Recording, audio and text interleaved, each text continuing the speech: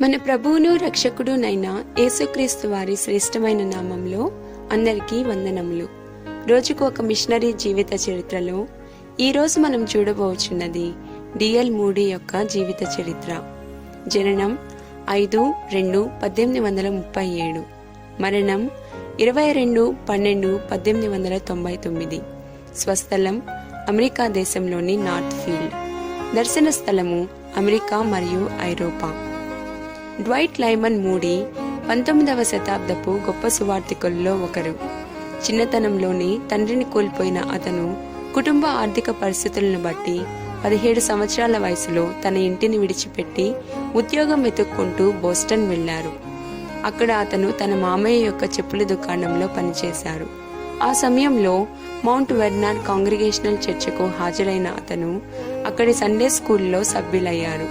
ఆ Sunday school ఉపాధ్యాయుడైన Edward Kimball ఒకరోజు క్రీస్తు ప్రేమను గురించి మూడీతో మాట్లాడగా అది అతని హృదయాన్ని ఎంతో బలంగా తాకింది.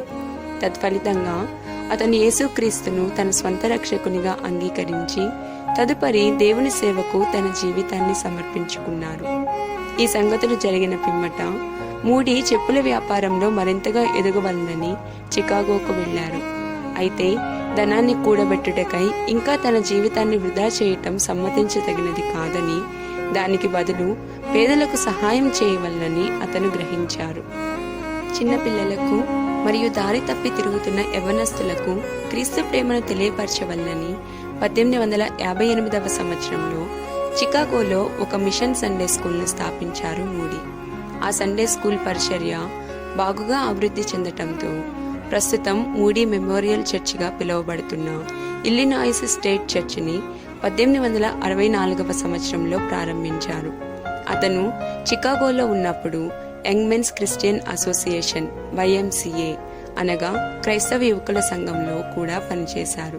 అక్కడ అంతర్యుద్ధం విజృంభించిన సమయంలో యూనియన్ సైన్యంలోని వారికి YMCA ద్వారా మూడీ సువార్తను ప్రకటించారు.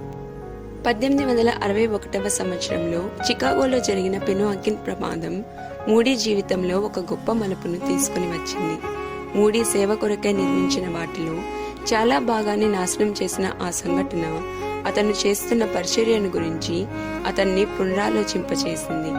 అప్పటి వరకు సాంఘికంగా ఏదైనా సాధించవలనని తాను చేసే ప్రయత్నాల్లో దేవుని సహాయంను కోరుతూ వచ్చిన అతను ఆ సంఘటన తరువాత దేవుని రాజ్యాన్ని గురించి ప్రకటించడమే తాను కలిగి ఉన్న దేవుని పిలుపు అని గ్రహించారు.